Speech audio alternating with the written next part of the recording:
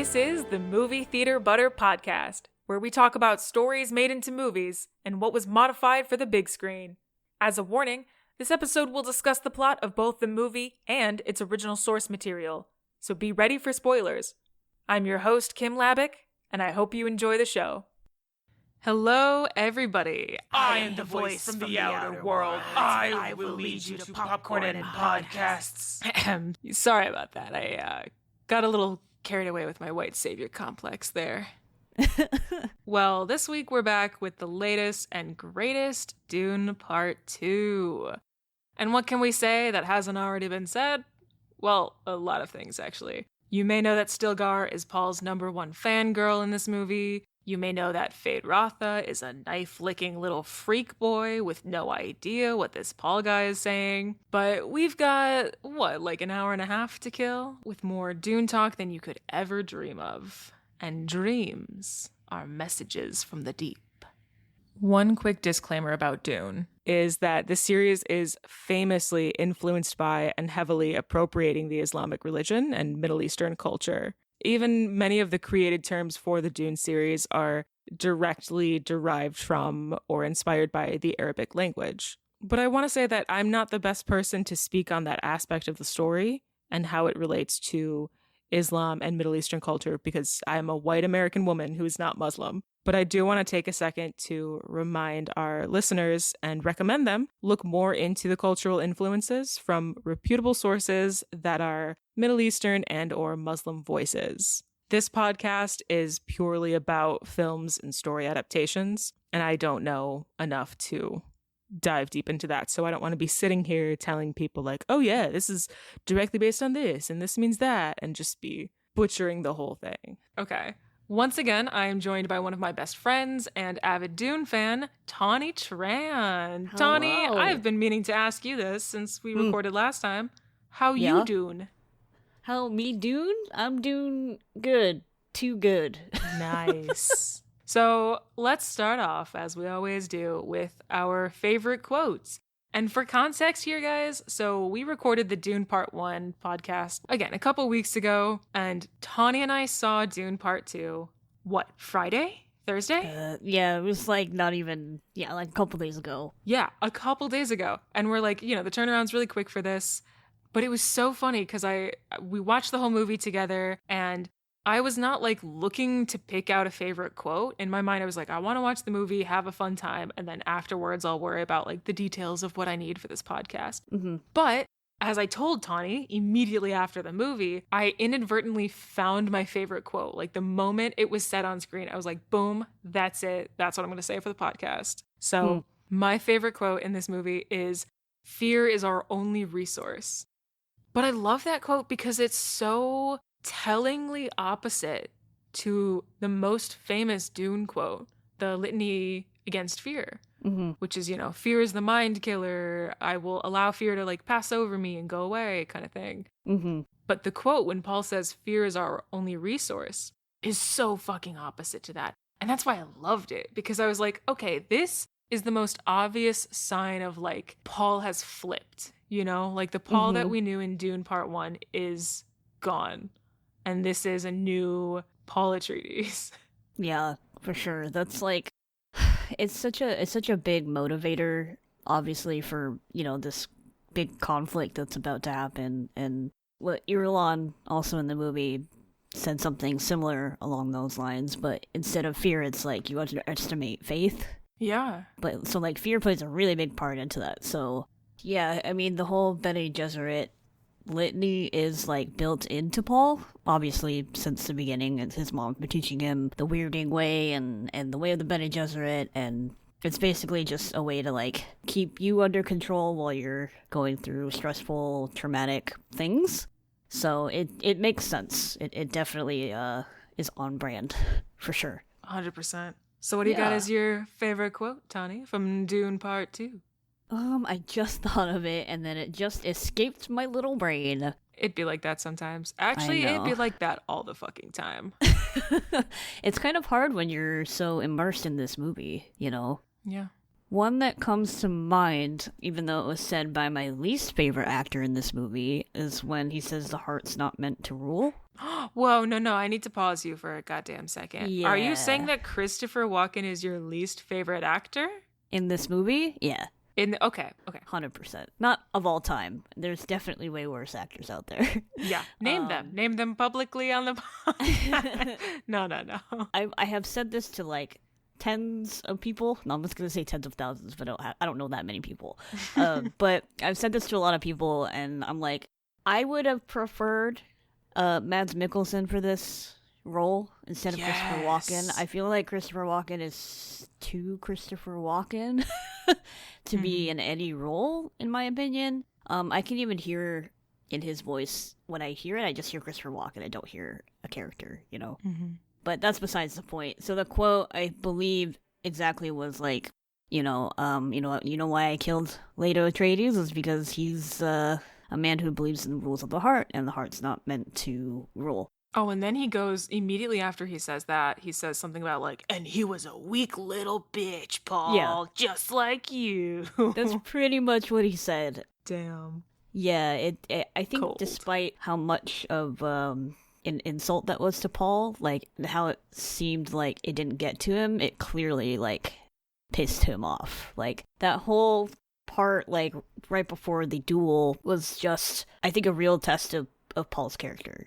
Is this something that he can do? Is this something that he's going to go forward with, you know, becoming the emperor and etc.? And that's just, that part really, it was one of the parts that convinced me of Timothée Chalamet's performance, on top of, like, other parts that we'll probably talk about. But that quote just came to me. I'm sure I have another one, but maybe I'll figure it out later.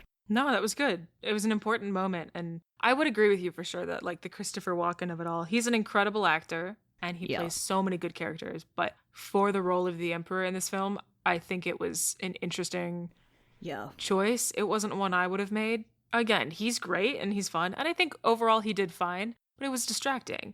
For so much of, you know, the new Dune series being about like a modern epic version of this story, it was sort of like, you know how when Midwestern middle-aged women will add walnuts and raisins to like a salad? Yeah, it was kind of like that. It was adding like a raisin to a salad where you're like, I love raisins. He's like raisins a little are great. Raisin. What is he, like 90 million years old? He's kind of a raisin. No, it is a small role, so it didn't bother me as much. Like, that's not something I'm gonna be like, this is a complete travesty, and, you know. But I just feel like the Emperor's actually a very smart man, and like he didn't come across that way to me. He just seemed like a bitter man that was like, oh, Leto Atreides is getting popular and I'm not, so I'm gonna eliminate the competition. So I just feel like someone like Mads Mikkelsen, who's a little bit more younger but is still in that, you know, he's a little older than most of the cast, right? But I think he has a very good way of putting on visceral performances with so little, if that makes sense. So yeah. I would have preferred that, but again, that's just personal preference. It's what it is. Everyone else, though, 10 out of 10. Yeah, it was a great cast. It was really well done.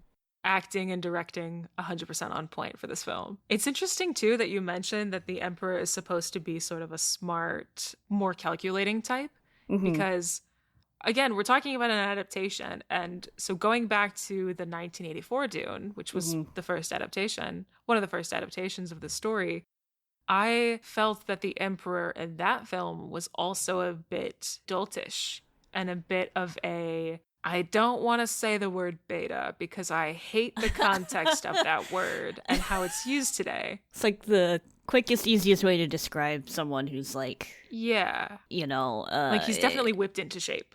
For sure. Yeah, that's a good way to put it. Again, he's a very insignificant character in the grand scheme of things, but him, the Harkonnens, and the Bene Gesserit, all three of them, you know, calculated that stuff for sure. So it just seemed like he should have come across as someone who obviously calculated all of these moves and is basically a smart man trying to keep himself in power. But again, it's not the most important part of the movie, so I'll let it slide, Denny. You get this one. You get a pass on this. Yeah. While we're talking about the Emperor, Mm-hmm. so the disco ball ship that he had, Oh, it was basically yeah. a disco ball, right? Like, that's the Yeah. easiest way to describe it. A reflective sphere was the Emperor's ship and all of his people on that ship. It was so interesting because the second that came on screen, I remembered that years ago while I was traveling as a kid, I learned that there's historical value in reflective surfaces, such as mirrors and pools. They were often used as a way for the rich and the royal to show wealth and power. So, like, Versailles, for instance. Versailles has, like, these massive pools around it. You'll see a lot of other, similar places of those time periods with reflective surfaces and pools, again, as a way to be, like, quite literally and figuratively flashy.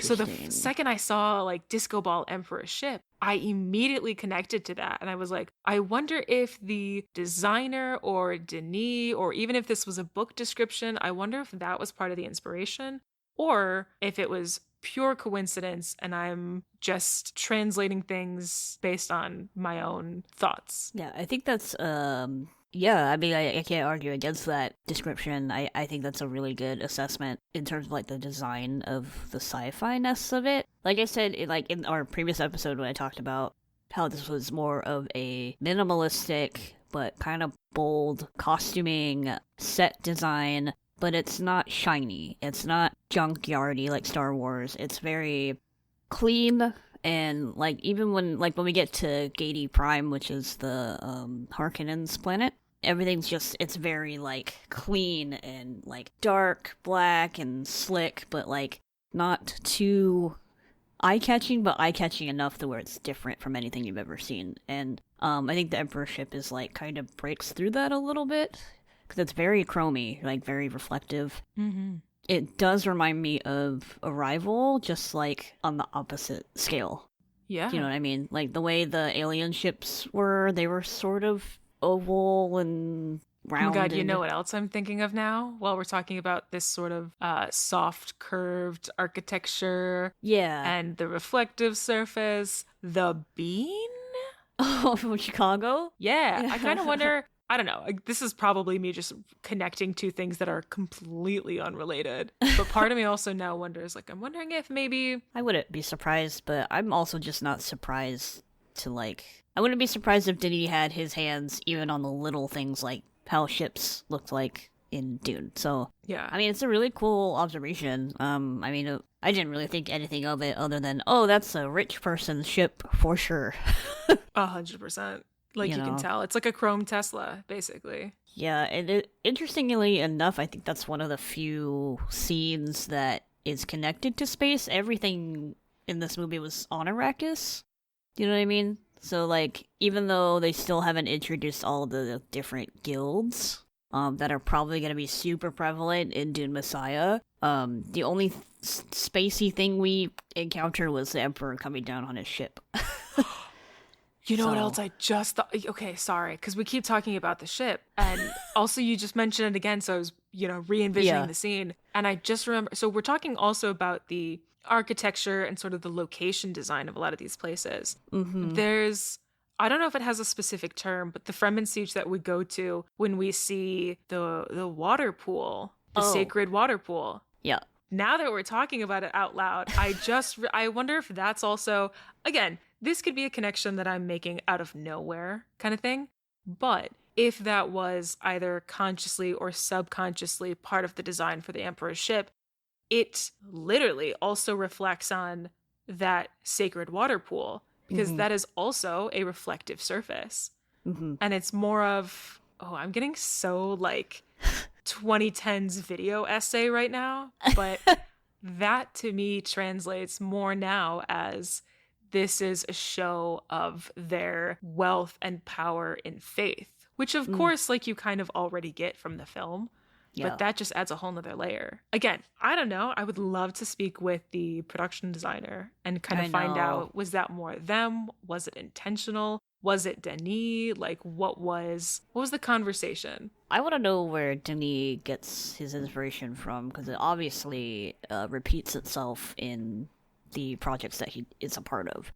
Like, even though Blade Runner isn't, like, the aesthetic is more cyberpunk, Dark City kind of. It's like you still have that same vibe where that like there's a lot of care put into it, and like even though this was minimalistic and simplistic, it still like gives the effect that it should have, as opposed to like as opposed to like other films that just kind of like you can kind of tell that they kind of mishmashed things together. So I'm really glad that this was a very clean, simple look, but it's so different than all the other sci-fis that have come out within the last 20 years. So yeah, it's a really cool thing to think about. But you mentioning that like that's where Fremen power comes from, is from themselves and what they consider to be sacred, which is water. But yeah, that's a really cool connection. I didn't really even think about that. Yeah, shout out to my grandma for taking me to France for 2 weeks when I was younger and getting me on a tour. Because I remember that specifically from the tour. I think it actually was Versailles when they mentioned it. Yeah. Oh, never been. Okay, so I have several questions for you because I was going to go back and read sort of the second half of the book and, again, be really well prepared and researched for this podcast. Mm-hmm. But it wouldn't be Kim Labbick hosting the Movie Theater Butter podcast if I didn't slack off on my homework for this. Hey, so, man. Got a bunch of questions for you. Yeah, shoot. So, in Dune Part 2, we get a bit more background on the Mentats. Or not even that we get a bit more background. I think this might have been something I researched later. Mm-hmm. I came across the term, and correct me if I'm pronouncing it wrong, but I came across the term Butlerian Jihad, which is a canonical event. Yeah, okay, so... Oh, I know a little bit of it, but I know what you're talking about now. Yeah, so I came across that term because supposedly there's an event, a canonical event in the Dune series called the Butlerian Jihad, and I might be pronouncing it incorrect, but this is the exact term that is used in the lore. Mm-hmm. Throwback to the disclaimer at the beginning of this episode and the previous episode, where this series steals and takes a lot of terms and culture from the Middle East and from Islamic religion. Mm-hmm. So obviously, like, the term jihad feels directly taken from that, and I don't know enough about that term, and I know that's like a very hot button term this day and age in the United States, but in the context of Dune, okay, let's take it back. In the context of Dune, this event that happens in the Dune lore is supposedly like an uprising against technology.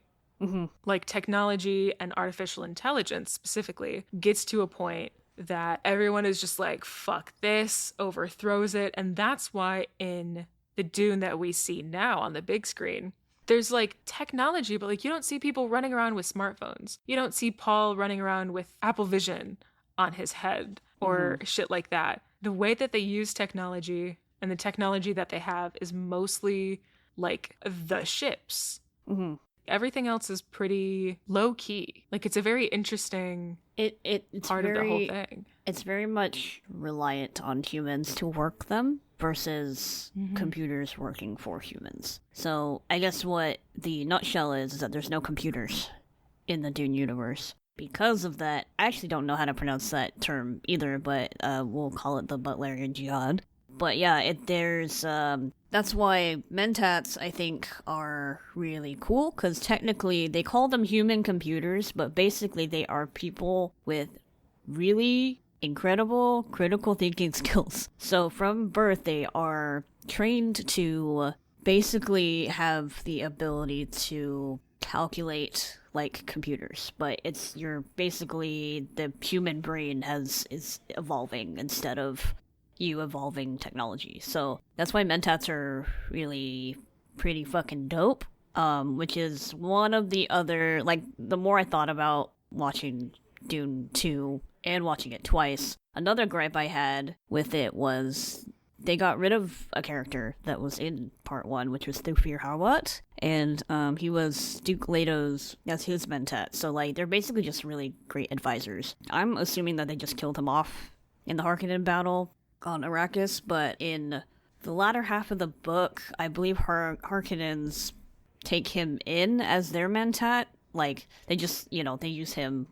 He's obviously still Atreides loyal and stuff like that, so he's basically there to kind of, like, sow seeds of doubt into the Baron's mind, which later, becomes a successful thing. But that's completely like wiped out from part 2.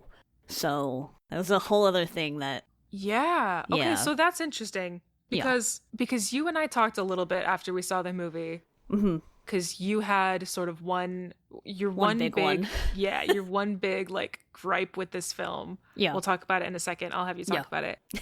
But a lot of the reasoning for your gripe is that this will affect the story later on. Mm-hmm. So would you mind kind of repeating what your biggest gripe with this is, and then we can kind of talk about, because this is like the meat of the podcast right here. We talk about adaptations and we want to get to the core of like what was changed, why do we think it was for the better of the film, and then also knowing that there will probably be more films, there will probably be a Dune Part 3.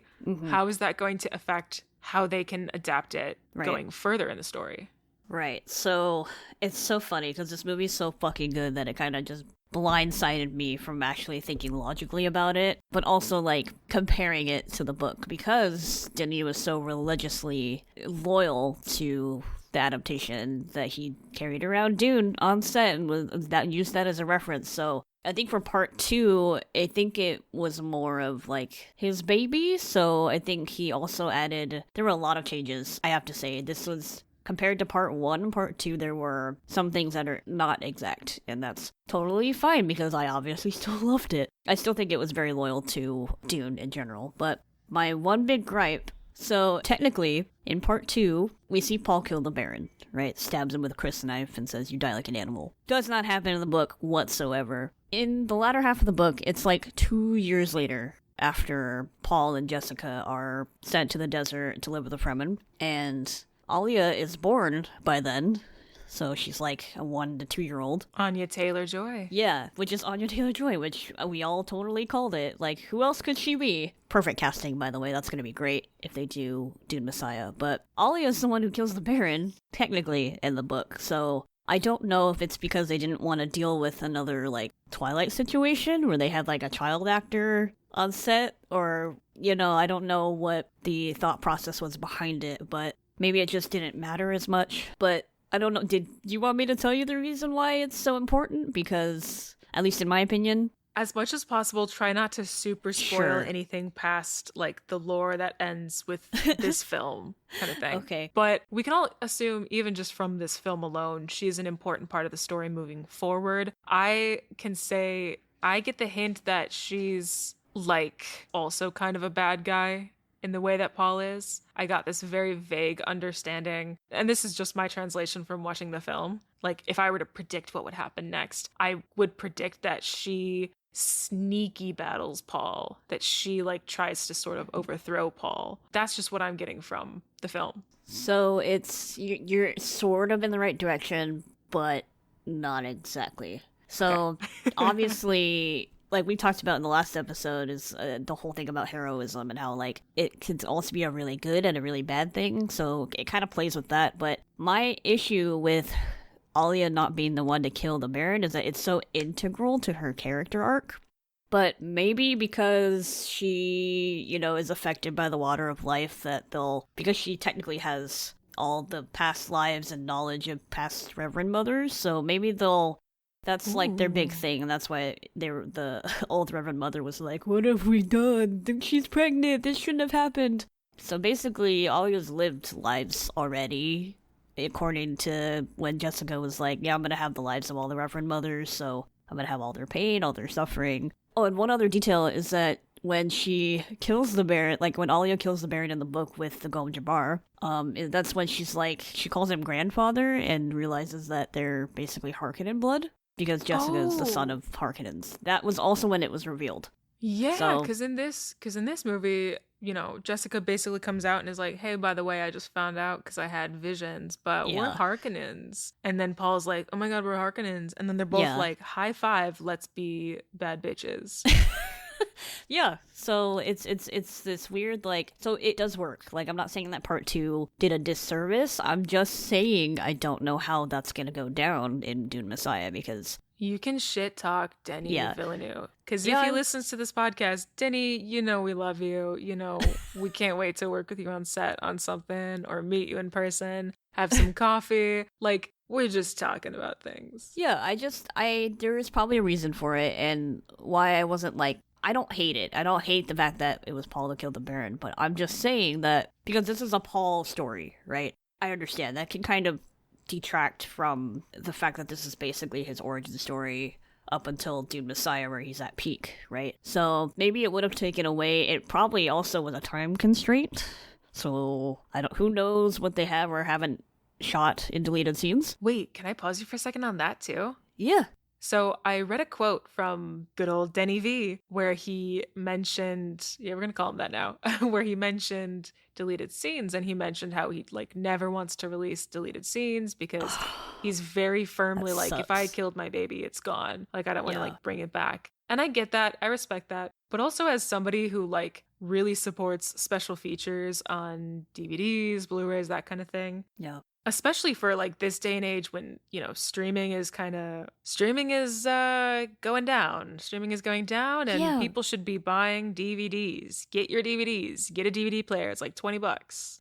If I could change streaming would only include things like BTS. Like, I would love to watch that content. Yeah, give me bloopers. I would watch that content all day, every day. Like, yeah. Fuck all of this like overwhelming bombardment of movies and TV shows that are made within 8 months to a year. Like, I'm so like sick of watching things that have no heart in it, and that's why when I watched Dune 2 for the first time, I was like, this is fucking cinema. Like, not to put Oppenheimer out of the running, but like No, Oppenheimer had its flowers. It just won Best Picture, so, you know, it's done. It's over. Goodbye. Yeah, goodbye. It's in the past now.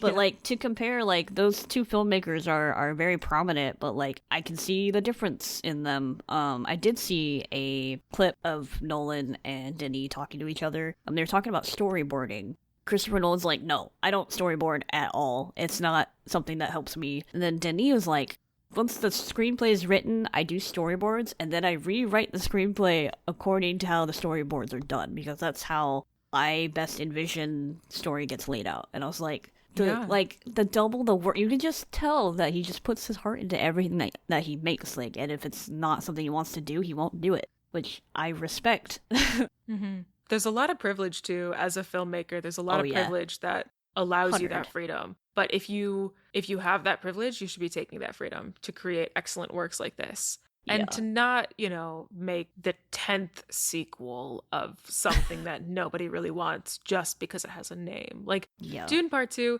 yes, it's an adaptation. As far as technically, it's also a sequel because there was a part 1. Mm-hmm. Nonetheless, like Tawny, like you're saying, you can see that there was so much passion and effort put into this, and so much love for the story and the characters to bring this to life. You can feel it, and it's already been so successful at the box office. Yeah. It's been out for like about a week now, as of the day that we're recording this. Crazy. And I haven't looked up the box office numbers, but it's big. It's very big. Like, all my Twitter feed is Dune. Yeah, exactly. Like, I keep seeing memes all over the place, and they're also making fun of Stilgar, obviously. Lisan al-Gaib. Yeah, there's this one in particular that's like just cracks me the fuck up. But Paul's doing the you know, like when you do that magic trick where it looks like you took your thumb off of your hand. Yeah. Yeah, it's that dumb little magic trick, and then it's Stilgar just going, Lisan al-Gaib. Which was great, because I saw that meme before I saw the movie. Mm-hmm. Obviously, it's not spoilery at all. Yeah. I saw that meme before I saw the movie, and I was like, oh yeah, I bet people are like blowing it out of proportion. I bet he says it a couple of times, but it's not funny in the movie. It's funny every time. It's funny every time. Like, they intentionally, it's probably the only humorous part of this whole movie, is just every time he says it. Which I love, because, like, I know people that are like that. Like, they'll take any kind of sign, and that's like God's word. But like, what I also love, when you can tell that there is so much work put in this movie, is the linguist for Game of Thrones, who did the Dothraki language, did the Chakosa language. Oh shit. Yeah. So that was one other fact that I found that was like really, really, really cool. And it's funny because that's what I was thinking about majoring in first when I got to college. Because I like had this like talent of like mimicking my favorite actors and stuff growing up. But obviously I'm not doing that now. But it's just, it's such a... hold up. I got a script I might poke your way. And we can talk about this off the podcast. Yes, but we can. If you're interested in doing that, yeah, hell yeah. Yeah, it's just, it's a very interesting thing because you really have to, like, dive into cultures and really understand how languages, like, evolve over time. And same thing, like, when we're watching things like Firefly, like, their prominent language is Chinese. And with this one, the linguists, like, and in all of the interviews that I've seen, it's like a mixture of, like, Romani, Arabic, I think a little bit of Spanish or something like that. But based off of the language, obviously, of Dune, someone made a language. And the actors did go to Fremen school to learn this language before they got on set. Hell yeah. Which you can tell is, like, such a huge, like, part of it, because a lot of the movie is, like, in Fremen, in their language, which is, like, such a big feat. Because you have to have subtitles. You're forcing people to watch subtitles, which I know a lot of people gripe about. So it's interesting to have that, but also keep the interest of millions of people. Like, yeah. Insane. Like, you cut out a percentage of your audience with subtitles, which is unfortunate. And that percentage is getting smaller because people are slowly but surely opening their minds and being cooler with it. I hope but so. Nonetheless, yeah, it's still a small risk, but it's a risk nonetheless for that to be so heavy in it. However, Tawny, I'm going to bring us back to... Bring it. Last episode I mentioned that Dune is kind of just like Avatar, right? And I should reword that. If you're listening to this now, I'm going to reword that, guys. Okay. Avatar is just like Dune. But obviously still there's differences, but there's a lot of similarities with that and with, white savior guy goes to a new planet, befriends the indigenous people and attempts to learn their ways, and then somehow suddenly shows them all up at everything they could do. And, and of course there's a female character as well. Let's curve over for a second, speaking of that, to I hate to just, like, denounce her to a love interest, because in this movie she's far more than that. But let's talk about the one and the only Zendaya as Johnny, because I love her. It rhymes with my name, weirdly. I just thought of that. Oh, man. But, yeah, it's not a gripe, but it is definitely a change, because if memory serves me correctly, she was very much believed in Muad'Dib. Like, the whole prophecy and story of it. She was not really defiant, if I recall. She's very much, 100% Fremen, but, like, she was definitely... Like, she grew up believing in, the stuff that the Bene Gesserit were propaganding to their people. So that's one big change, but I thought it was a very refreshing change, especially, like, in this day and age. Yeah. To see somebody who goes against the grain simply because they believe in people, not in a all-powerful being, So, I don't know how, but she made it work on screen, Yeah, far more developed than she was in the books, in the original stories. 100%. And this was another thing, so Denis... We're going to keep calling him Denny V. So Denny V... Denny V pointed this out in an interview where he basically called her his secret weapon. And he talked about the adaptation process, about weighing the way to remain faithful to Frank Herbert, while also translating the story to his audience in a way that would work better for the modern world. Oh, interesting. So yeah, and I mean, this is just a callback to, again, what we're talking about, how much care and heart he put into the story and this film. Even like you mentioned in the first one, where he is carrying around a book on set, and anytime he has doubts or questions, refers straight to the source. Like, he really, really cares about the story and bringing it to light in a way that honors the source material, but also changes things that need to be changed. And it shows, and it worked. I mean, people like you love this story already, and now you love this film. Yeah. And there are people who are just coming into this film for the first time and also love it. I think that's what you need to achieve with an adaptation, and he fucking did it. Yeah, check and check, because I've talked to you about this before, but, like, in all the other adaptations, she's just this, like, just like another little follower of Paul. Like, she did not stand out in any way, shape, or form in any other adaptation that I've seen. And this was great because she was also just not only, like, a person of color, but just has a mind of her own. Like, she's, like I said, like, against the grain, and, like, is not that she's a trendsetter, but she's just very loyal to her people and believes in her people and believes in the power of people instead of, believing in something that was perpetrated by other people. So it's a very empowering thing to see, even, like, for any girl of any age, in my opinion. So, yeah, I think that's a breath of fresh air. Like, if she wasn't like that, I probably would have been like, okay, well, like, I love Zendaya, but you didn't really use her to her full potential, but he did. Like, and I think he saw that and believed in that, and obviously she had way more screen time, and it fucking worked. Like, I have no complaints. Yeah, agreed. And especially with this kind of thing where you're changing a more, submissive woman character to something more fleshed out. You always run the risk of it feeling too intentional. Yeah. And the character is like too strong, if that makes sense, and still like, not flaws. well-rounded. Yeah, like you kind of 180 from it being like a complete and stereotypical lack of strength to like, this is strong female character. She kicks everybody in the face with her high heels kind of thing. Yeah. But this didn't feel like that at all. It felt very real.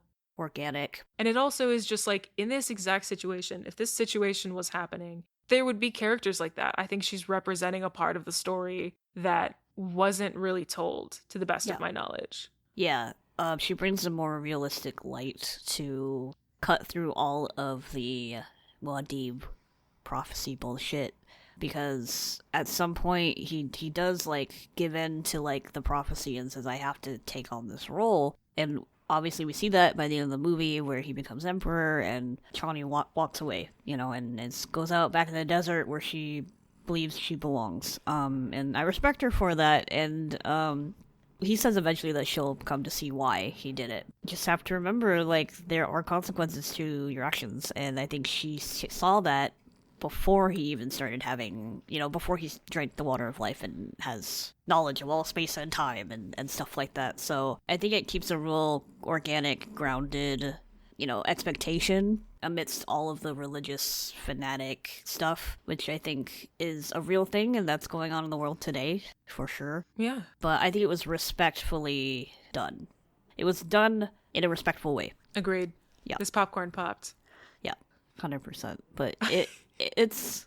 I want to go see it again. Yeah, dude, let's go see it again this week. Let's double feature down. Dune Part 2 with Lovers, Lie Bleeding, Yeah. and whatever else is in theaters. I think Wonka's still in theaters. Another little Timmy Chalamet? Timmy Chalamet. He actually convinced me of his acting ability with Part 2. His Chakotay speech. Yes, best part of the whole film.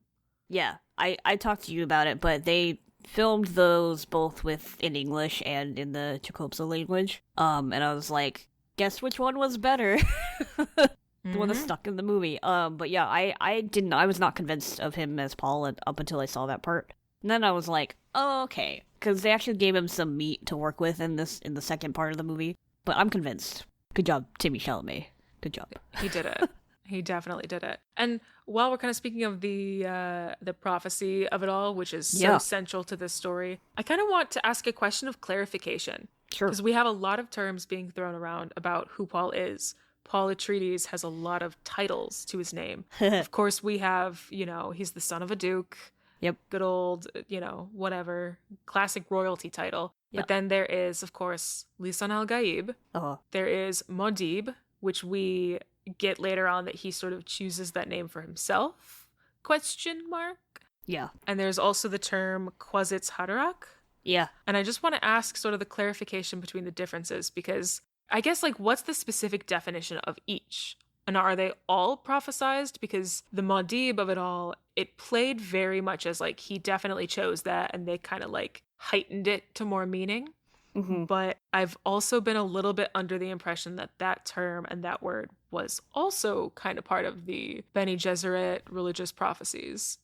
So, Kwisatz Haderach is a term originating from the Bene Gesserit that is basically the supreme being. It's like something that it's like their ultimate goal for their like plan, like their breeding plans. Because obviously they're breeding all these different bloodlines and making sure that like they have plans within plans. But that's something that they're trying to aspire to get, but they want it to be basically under their control. That's why when you're watching part 2, they're considering other candidates like Phaedrotha. So that's a Bene Gesserit term for Supreme Being. Lisan al-Gaib, I believe, is perpetrated by the Bene Gesserit in propaganda with the Fremen, and that's just what they call their messiah, I believe is what that term means. I don't know what the literal term means, because I think that it literally is from the Arabic language. Mm-hmm. But there's also... Muad'Dib is Fremen specific. That's the Chukotsa language for the little mouse creature. Yeah, so there are lines between those, but they all basically are just different names for him. And I think Muad'Dib is the most phrase that's used to describe him, because that's how the Fremen know him, and that's how everyone's going to know him as they like spread across the galaxy. So there are differences in the terms for sure and like what they mean, but I think Muad'Dib is the most known for sure. Copy that. Thank you. Yeah. So you mentioned and now I'm going to pronounce it correctly, the Kwisatz Haderach. I think it's Kwisatz Haderach. Yeah. Okay, yeah. So you mentioned the Kwisatz Haderach being a term coming from the Bene Gesserit. Yes. So the Bene Gesserit, my understanding is that they can intentionally choose the the sex of their babies. Mm-hmm. Because we kind of get several moments in this film and in the previous film where, like, okay, oh my god, I'm forgetting her character's name. Jessica? But she's the incredible, not Jessica, the other, she goes to... In part 2, Margot Fenring. Yeah, that's her name.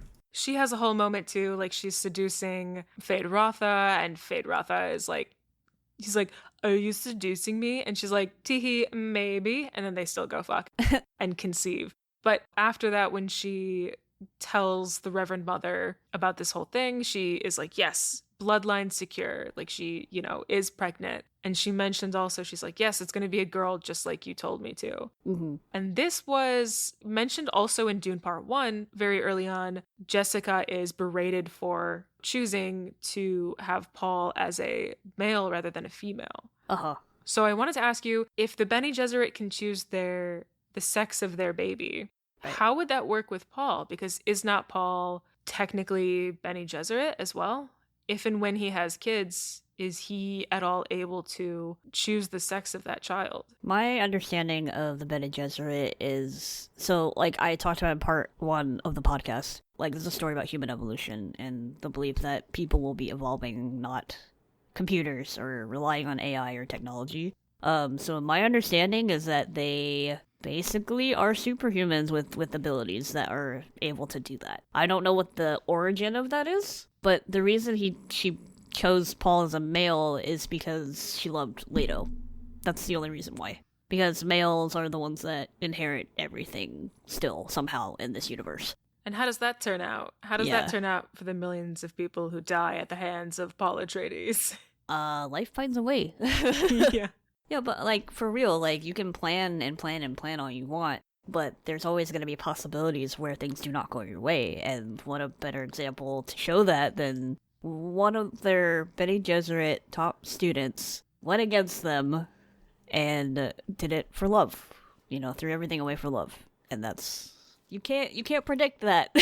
Yeah. It kind of goes against... Sorry, not to super interrupt you. It kind of goes against, everything that we're talking about with the concept that you would do anything for the one you love. We talked about this in the first episode as well. Doesn't it kind of go against that this film, Paul is...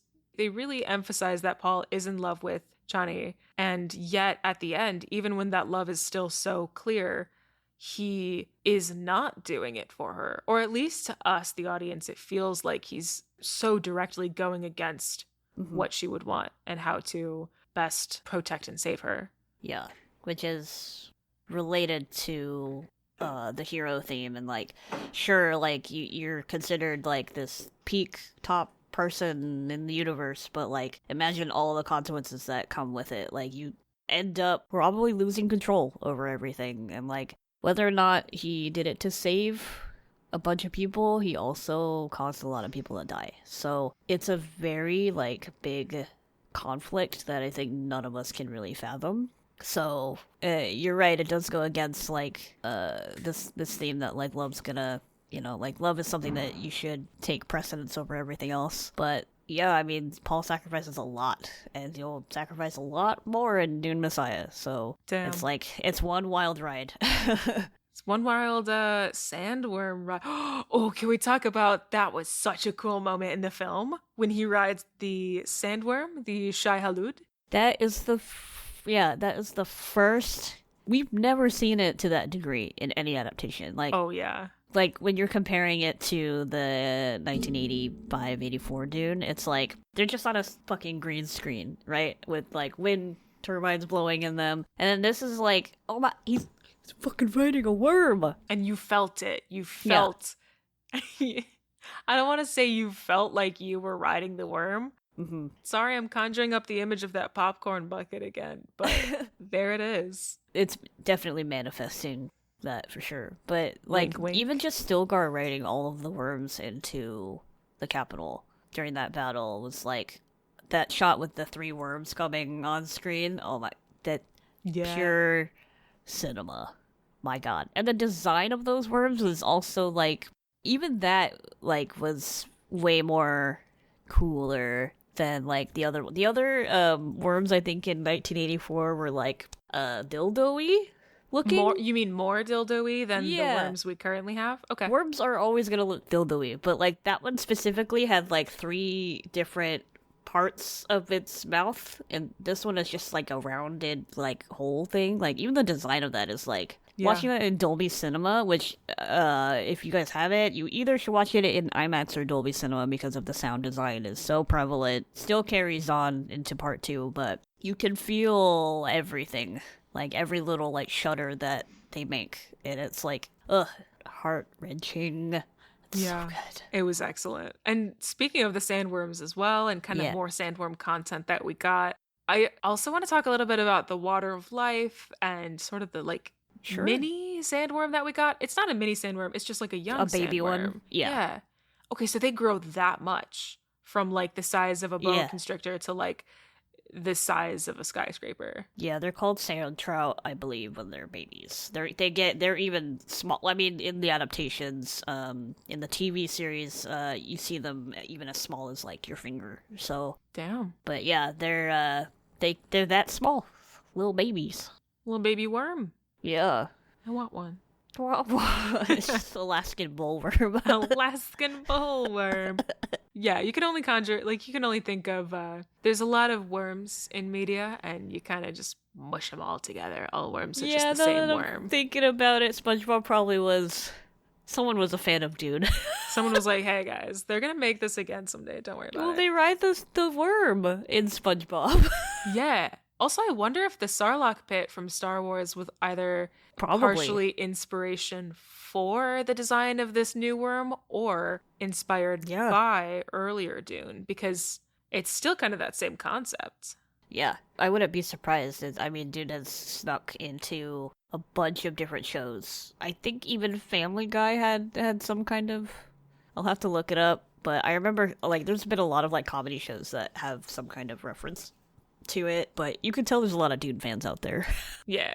They're just hiding, but now they don't have to. You have questions about the water of life, or, like... Yeah, okay. A little bit of a question. So, and why it looks like Baja Blast. It looks so good. Let's not lie. It looks so delicious. I want to drink it. Yeah, it looks more like Gatorade, honestly. Yeah. God, so good. Okay, so I did learn, because I was trying to think back to the 1984 Dune. I don't really remember the water of life. There's a deleted scene. Speaking of deleted scenes again, there's a deleted scene of 1984 Dune where Paul drinks the water of life. But it's canonically not in the film. So as far as that adaptation is concerned, they said no thanks to sandworm pee, semen, blood. So I think it's just concentrated form of spice. It's just, I don't know if it's like the worm blood. They say it's worm piss in the movie, but, like, I don't know if, like, I think there's a lot of different ways that can be interpreted, but for me, it feels like it's worm blood. That's kind of how it felt when they sort of extracted it from through the mouth. Yeah, when it dies, I think. So like, well, much like when human bodies like decay, and it's probably not really good for animals to feast upon it. It's probably not good for you to drink fluid that comes out of a worm. Yeah. But yeah, my interpretation is that it's just concentrated spice before like spice is made and it's all over Arrakis. Yeah, it's the biggest thing I remember is that it is like fatal to males. Like obviously Ben and Gesserit are trained to resist poison and stuff like that. So yeah, it's like part of a ritual that like obviously when you're passing memories from one person to another, and that's like what they go through in Dune 2 with Jessica. That does happen in the book. Yeah, it's so weird that they don't have that happen in the 1984 because that's what makes him ascend. To be honest, there might have been either a mention of it or a different scene of it that was in there. I don't entirely remember it either because watching that film, I got a lot of information and I took notes as well. But it also was so 1984 that it was a fever dream. And some of it, I don't know if I just imagined or it was actually there. Yeah, it's the whole water of life thing is just like equivalent to taking mushrooms and coming out hopefully a better person. Yeah. But yeah, that's a really big part of the book, and I'm glad that they kept that in. And like even just like the color of it, how they made it look like antifreeze. Yeah. Oh, that's another good comparison. Yeah, it looks really cool. I don't think Tawny wakes him up though. I don't remember that being in the book. Oh yeah, that was so Disney movie. That was so like true love's kiss will bring you back. Yeah. I'm so glad like he ate shit though by getting slapped by her though. Yeah, that was fun. I was like, you fucking deserve it, piece of shit. She's like, don't you dare tell me what to do, you fake prophet. Cause like that's such a like the water of life is such a Fremen thing, but Trani probably would have been fine with it in the book. I don't remember her being mad about it, but I could be wrong. It's been a long time since I've read it, but that does not, like I said, she's a very like willing participant in the whole believing in Muad'Dib and stuff like that. So okay. Hey, actually, let me slide us back for a second. Remember how in the first episode I mentioned that in the 1984 movie there's a pug dog out of nowhere and it's just there and it's just silly, and we were talking about that for a minute? Yeah, weird choice.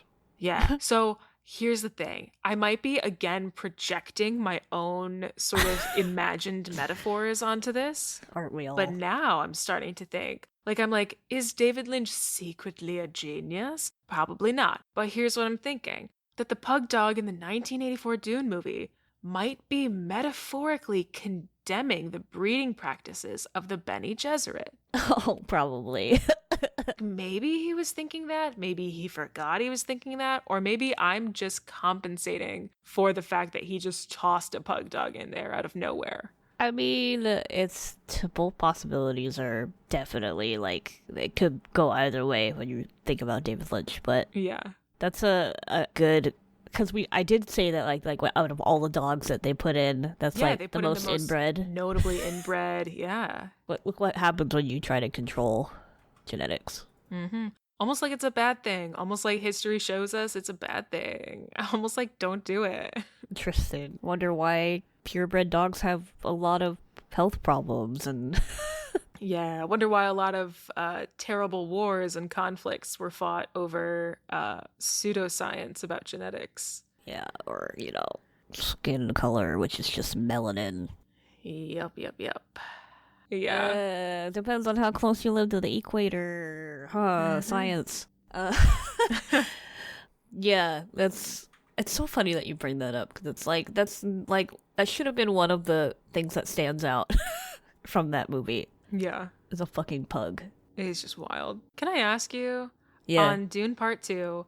Yeah. So Florence Pugh, love her, absolute queen, talented as all get out. Mm-hmm. She plays Princess Irulan. Yeah. And my question for you, Tawny, is do you think her Princess Irulan was faithful to the book, or was it a bit more enhanced like Chani's character was? I think it was pretty on brand. I don't think she's in it in Dune that much. She's more prevalent in Messiah and in Children of Dune. So for her, it's just she's just the princess, so she's just in an unfortunate position. But she is Bene Gesserit trained. I thought they were pretty on brand from the book. I don't think there were really that many changes. I do like that they like really made her into like a very smart woman. Like if you were Bene Gesserit, of course you would be. You know, you're trained to think critically, and so it's just like I don't know how you could do more of that other than to just I don't know. I thought it was appropriately done. Yeah. On top of us just getting a fantastic performance from Florence Pugh. I'm hoping that obviously that they're going to show more of her ability because she's a pretty important character. But yeah, I it's pretty on brand. Good to know. Because it did feel for a second, some of the scenes I was wondering, I was like, this doesn't feel like a book scene. This feels like an additional scene. But it never felt wrong. Like it all felt worthy of the narrative. Like it felt in world. And, yeah. Because, I mean, like I said, the only space scene we get is the Emperor coming down on his ship, or like any other off-world planet stuff is on the Harkonnen planet or on wherever the Emperor is. So you are seeing more of the political, like behind the political curtain, I guess, because when she was like, oh, so you actually wiped out the Atreides on purpose, and the Reverend Mother's like, yeah, of course I did. What are you gonna do about it, kind of thing? Like, are you prepared to like help us continue on this insane plan to control everything, right? So I think they really just used her to introduce like the faultiness of the Bene Gesserit, because when she was like, oh, we're looking at other prospects, and she's like, why do you care about like what Fade Routha, that why is that even a possibility? He's a psychopath, you know, kind of thing. Like she even sees through their bullshit, I think, but is too young to kind of question that. So maybe that'll change. We'll see. Dune Messiah, where are you at? I'm not gonna spoil anything past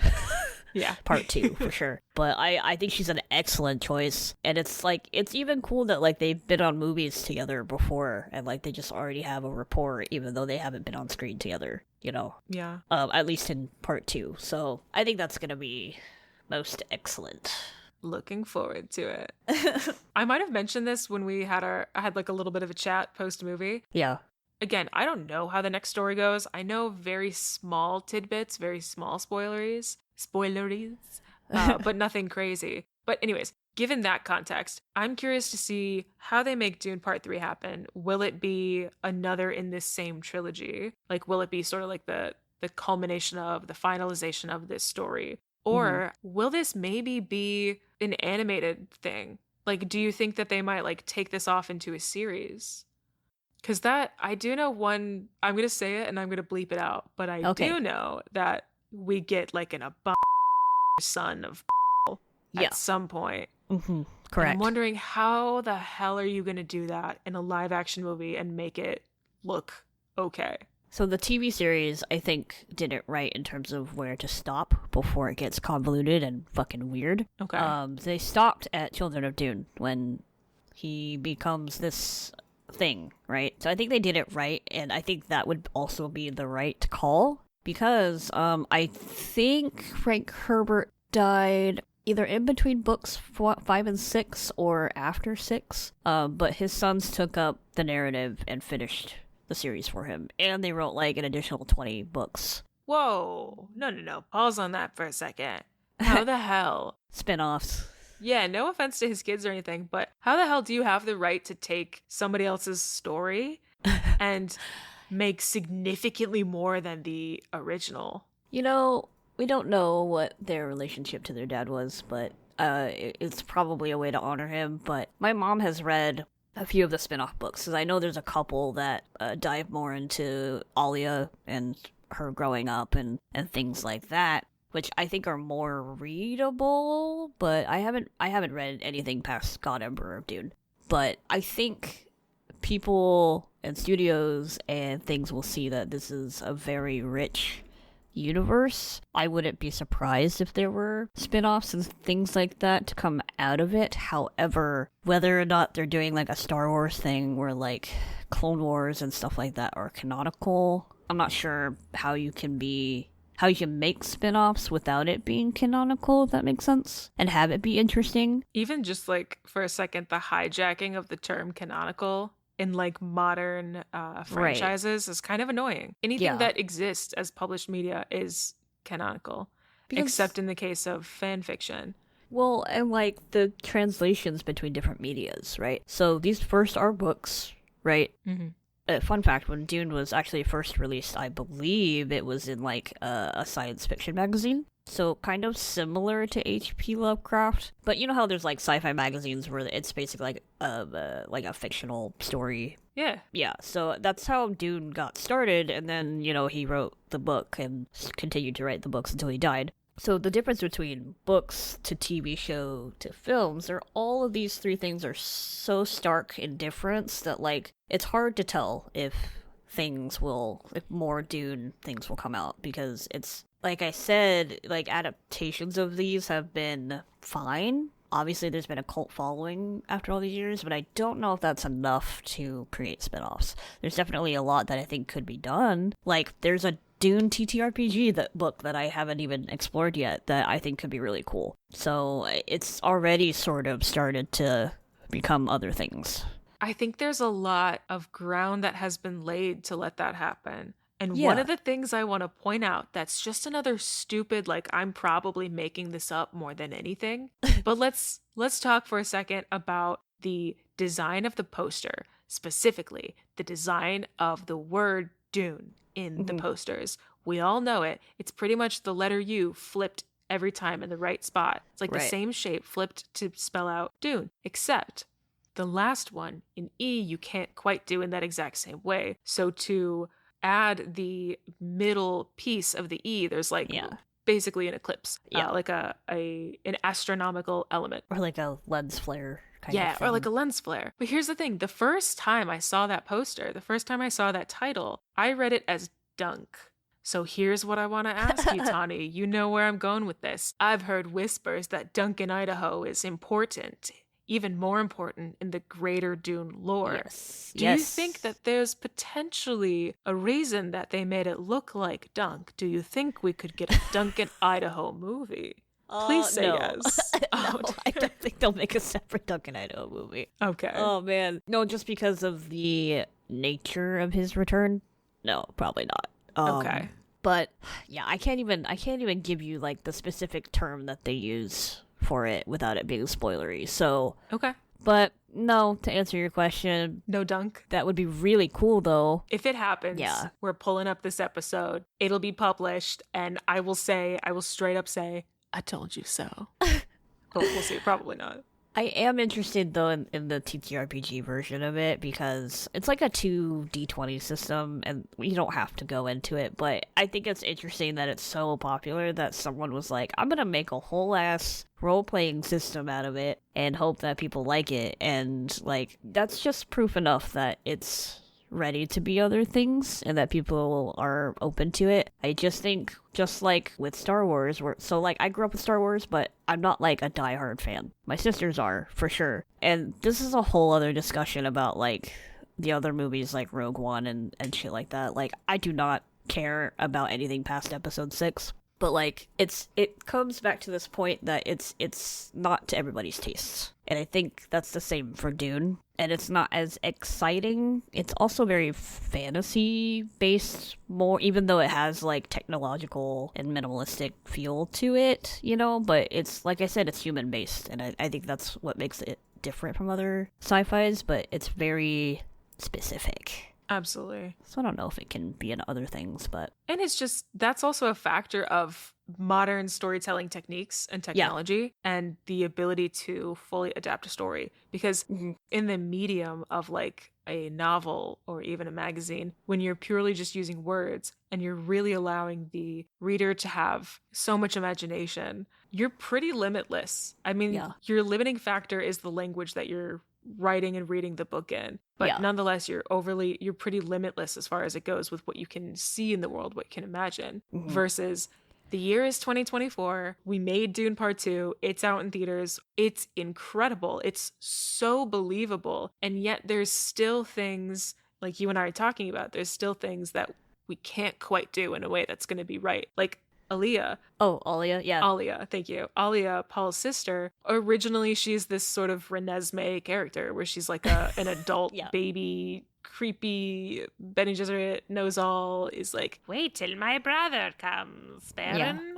Yeah. But you can't do that to your audience because it's not going to hit the same way. Yeah. You know, and again, we're talking about there's so much else that happens later on in the Dune lore.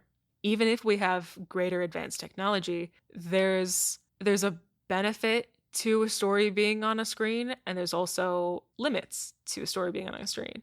Yeah. And it's really cool. Like, I mean, even just that cameo with Anya Taylor-Joy saying, like, this is future me telling you that everything's gonna be okay. That's something that anyone can get behind, but, like, and that's why I think I'm okay with the whole her not killing the Baron, because it makes sense. Like, I say it's a gripe because it's just that's the story, and that it's just a big part of her character. But, like, the way that Denis set it up is going to set it up for Messiah. It made sense. So I'm not going to argue against it, because it felt organic, and that's his thing. He makes weird things feel like they fit within the world. So yeah, makes sense. Makes sense to me. I'm not going to question Denis. Yeah. So let's sink back down. I don't know. I think you mean let's dive into it. Let's dive into it. Let's dive into our pop quiz, our movie theater butter pop quiz. So I've got 2 questions for you. I had 3. I deleted the third, and I don't remember what it said. So I have 2 questions for you, Tawny. Not going to put it in deleted scenes, huh? Oh no, and I don't know if I can answer the first one. This was a stupid question. I was going to ask, how many times in this podcast have we said Lisan al-Gaib? I want to say 3 or 4? Yeah, I was meant to count, and then I got lost in the fact that I was really enjoying the conversation, so I didn't count. I think like 3 or 4. We definitely probably said it on our shoot this weekend more than that. Dude, that's why I had this question, because we had the shoot this past weekend, and we joked about it so many times, and I was like, we're totally going to joke about it so many more times. And then, A, we didn't really, and B, I wasn't paying attention to how many times we said it. So this question is irrelevant, but I appreciate you answering it nonetheless. It felt like 3 or 4 times, but like... Not as many as Stilgar. Yeah, we did. You can't ever say it as much as Stilgar. Never. All right, so the real question I have for you. So question number 2. What are the words written on Jessica's face tattoo? I don't know, but I have a feeling that they're not just things that the makeup people put on their face. I think it actually means something, because... I'll give you a hint. You want the exact same tattoo. Oh, it's Fear is the Mind Killer?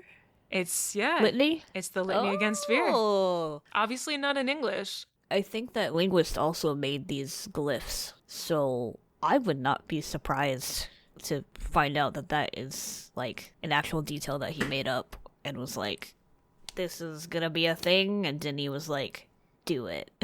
Denny V, he knows what's up. That's awesome. Yeah, I thought that was really cool. I didn't know that until I was looking up little trivia to bring to the table today, and I was like, that's really cool. That's a big tattoo, though. Yeah. Someone's gonna find that out, though, and put it everywhere, and we're gonna be seeing a lot of Dune tattoos. You know what would be a really funny meme? Lady Jessica, but with, like, Zodiac Killer. Oh my god. His made-up glyphs. Yeah. Yeah, I mean, the glyphs look really cool. They're kind of... Yeah, it's very beautiful. Yeah, I'm already seeing people with tattoos of Jessica.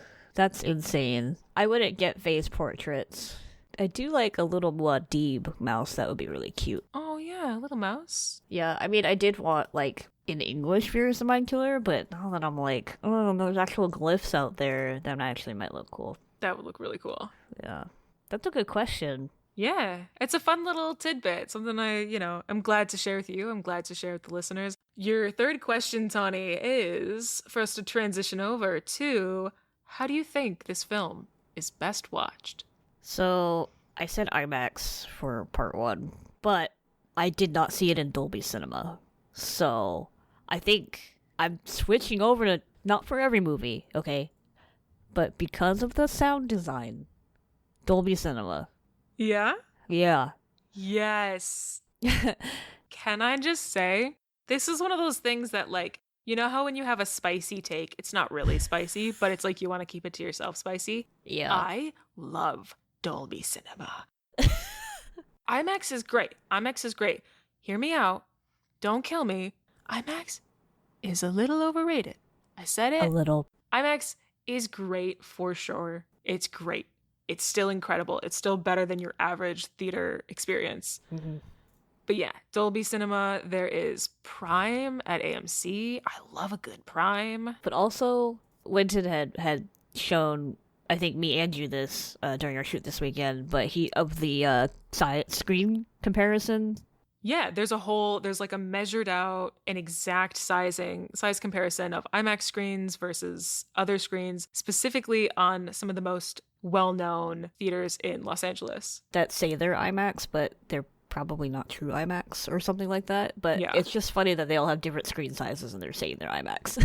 Yeah. So, like I said before, IMAX is great because it is like how humans perceive vision. But to get the full immersion and the full richness of how much effort went into the sound design, Dolby Cinema. Like, of course, it's great to see that, like, all different sorts of movies in Dolby Cinema, but this one in particular is, like, S tier. Obviously, it's going to be more prominent in action and adventure movies, but there's something to be said about how much, like, music and sound design affects us, because I don't even think we scientifically know how that really, like, enriches our senses, if that makes sense. Like, we can't really scientifically explain how that stuff moves us, but it does. And just like what Nicole Kidman says, heartbreak feels good in a place like this. Yeah.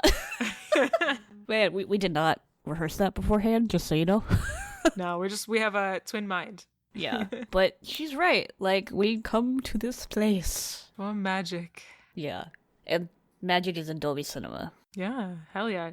Dolby Cinema, somehow find this and somehow sponsor me? Maybe? I don't know. That'd be cool. I mean, I even loved a little tidbit before the movie starts when Denny's like, you know, seeing it is best in Dolby Cinema because of all the sound stuff. But, like, even seeing that little tidbit before you watch it is like, oh, okay, I'm here at the right time. Which, dude, that was so crazy too, because you and I recorded Dune Part 1 a couple weeks ago before that film came out. And yes, it released in like the same week, but we recorded before that film came out. And then when you and I saw it in theaters and Denny had that moment in the beginning talking about the, like, emphasizing the importance of the sound design and the way that you're listening to sound, I was like, you guys are so creatively connected, because you called it out specifically how important sound design is. And that's not something people often call out in film. They should more, but specific to this film and this story. And I was like, oh my God, he met Tawny, he knows Tawny, they're best friends, and he heard this from her first, and that's why he's talking about it now. That'd be great. I think our love for Dune is what connects us, so. That's beautiful. I love that. And I completely agree with the way that you think this film is best watched. I would say word for word exactly what you just said. Yeah. I want to add two things to my side of the opinion of how I think this film is best watched. I think you gotta have a Dune popcorn bucket. We're gonna keep talking about it. You gotta have a Dune popcorn bucket. You gotta make the mistake of pouring the butter through the worm, the mouth, and getting it all over those little spiky things.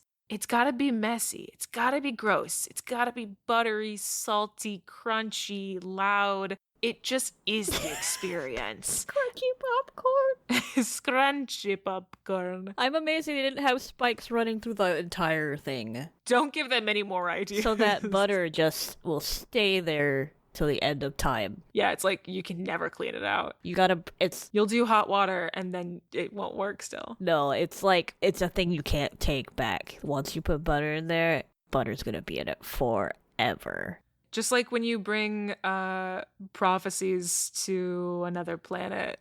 Once you get it there, it's never getting out. Once you incept it into their minds, it's never gonna get out. Yeah. And then the other thing I want to mention, and this is stupid, but I really do think that Dune Part 2 could have benefited with, hear me out, a scratch and sniff. I don't know if you remember, back in the day, when I was just a young child, there was a Rugrats movie in theaters. It was Rugrats meets Wild Thornberrys. Oh. In theaters. And they had an accompanying scratch and sniff card that they handed out for certain screenings that they handed out. And it was one of the weirdest, coolest moments in my life. I was like, I didn't even know you could do this. That was not where I thought that was gonna go.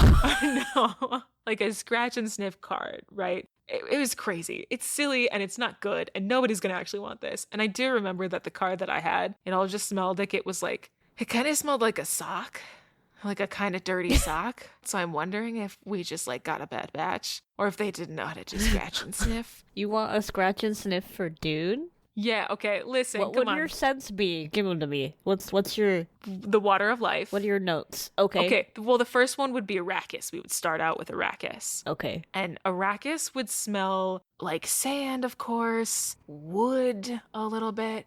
It would smell very, like, for lack of a better word, it would smell like a sand planet. If you've ever been in the desert, it's got a specific smell. It would smell like that. So arrakis would smell like that. Maybe like a hint of, like a tiny little hint of vanilla, right? Okay. Because that is like, you would imagine the spice.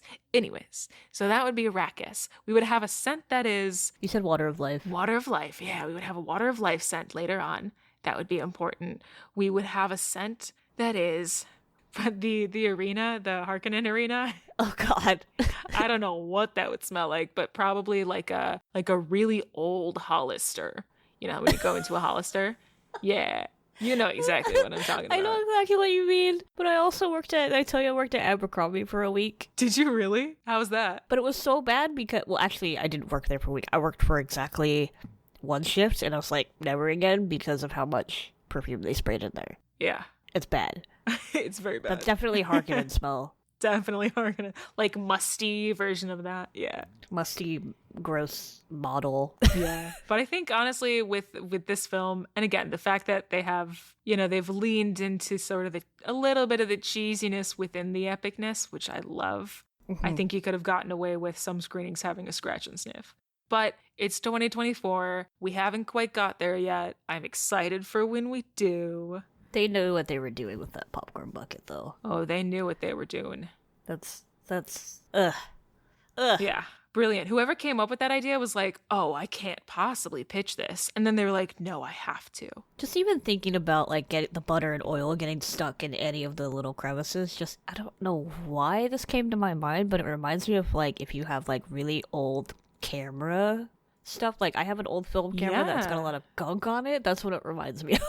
Yeah, like, you can never get it off. It's just like, part of it's, like, but it's, like, tacky, gross feeling, because I imagine that the bucket is made out of, like, rubber or some shit. So, like, that's, even thinking about that, it's just, ugh. So they're currently, as of today, they're currently sold out of that at like most major theaters. I tried to find one online and of course they were overpriced and I just can't possibly. What was the price, if you don't mind me asking? I found one that was on the low end for like $70. I'm not going to do that. A Dune popcorn bucket should be $24.95. At maximum, I'm willing to pay $29.95. But I can't, I would never, anything more than that is just highway robbery. I really want like Dune bookends with like two opposite sides of a worm. I think that'd be sick. Yes. They've got to have that. If not, you got to make it. Yeah. Well, we'll see. I don't know. I've made battle maps before, but I don't know if I can get it to that extent. Well, if it's anything like your battle maps, it's going to be incredible. Oh, thanks. Well, there will definitely be a lot more Dune merch. It's so funny because, like, I not even an hour ago, I was looking at Etsy stuff, and there's a whole bunch of Dune shit. But I remember prior to part 1, I was looking for Dune stuff anyway, like pins and shit. But you couldn't really find anything that was good and whatever. But I imagine it's gonna be popping off. Like, people are gonna be riding that Dune train. Dune worm. Riding that Dune worm. It's inspired a whole wave of creative merchandise. I am beyond, like, thrilled and in awe of part 2, and I hope that carries into Messiah.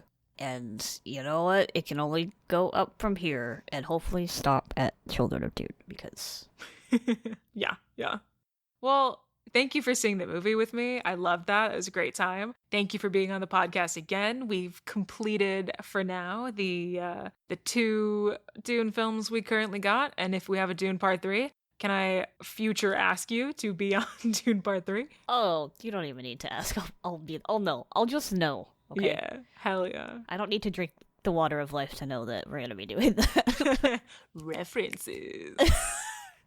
Amazing. I want to also drop in a little tidbit. Tawny and I are going to be guest starring on an episode of The Franchise, which is another cool movie podcast. This podcast is hosted by two really cool people. One is a mutual friend of ours that we met years ago at work and have kept in touch with. And I've done a couple of podcast episodes on his. He did Planet of the Apes with me on mine. Their podcast, they talk about franchise films. So of course Dune is up there and we got to talk about it. So Tawny and I are going to be guest starring on that. I don't have an ETA on when it's going to be published, but keep an eye out. Go follow the franchise. And when it comes out, give it a listen.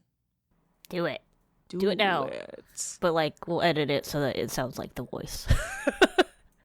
Well, it sounds like that's a wrap. Thank you for listening to Movie Theater Butter, a Till Kim Productions podcast, edited by Kevin Matthew Keeling of Take the World. If you have a free moment, we'd really appreciate if you like or follow the podcast from wherever you're listening. It'll really help us grow our audience and be able to continue making episodes for you guys. You can also follow us on Instagram for monthly episode schedules, extra content, and even surprise video episodes. All right, I'm done. See you next episode.